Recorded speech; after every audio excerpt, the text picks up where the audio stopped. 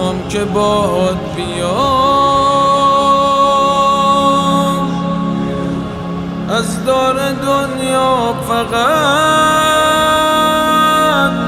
تو مونده بودی برام چجوری بات ودا کنم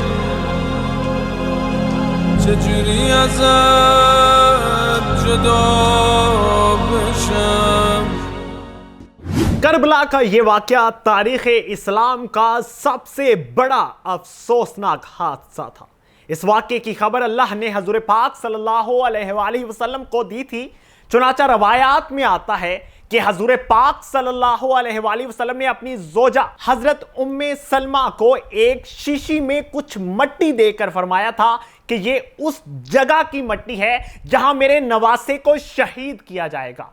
جب وہ شہید ہوگا تو یہ مٹی خون کی طرح سرخ ہو جائے گی. کربلا کے واقعے کے وقت حضرت ام سلمہ زندہ تھی اور جس وقت امام حسین علیہ السلام کو شہید کیا گیا یہ مٹی خون کی طرح سرخ اور مایا ہو گئی تھی. اسلامی تاریخ کو کسی اور واقعے نے اس قدر اور اس طرح متاثر نہیں کیا جیسے سانحہ کربلا نے کیا.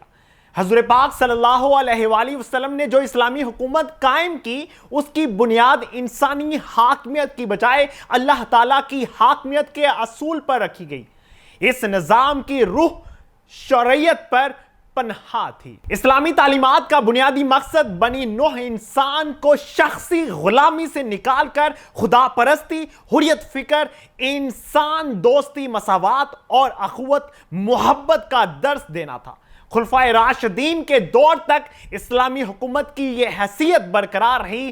یزید کی حکومت چونکہ ان اصولوں سے ہٹ کر شخصی بادشاہت کے تصور پر قائم کی گئی تھی لہٰذا جمہور مسلمان اس تبدیلی کو اسلامی نظام شریعت پر ایک کاری ضرب سمجھتے تھے.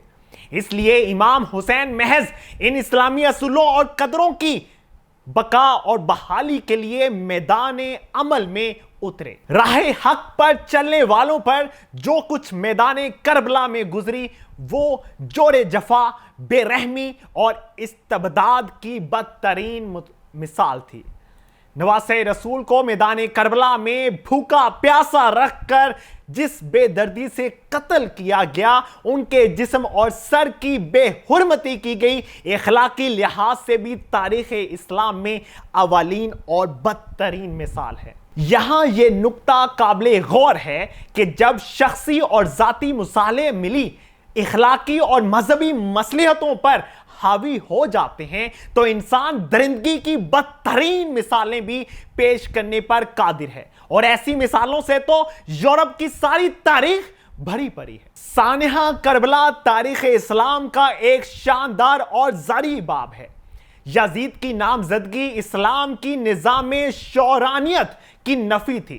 لہٰذا امام حسین نے جس پامردی اور صبر سے کربلا کے میدان میں مصائب اور مشکلات کو برداشت کیا اور حریت، جرأت اور صبر و استقلال کی لازوال داستان ہے.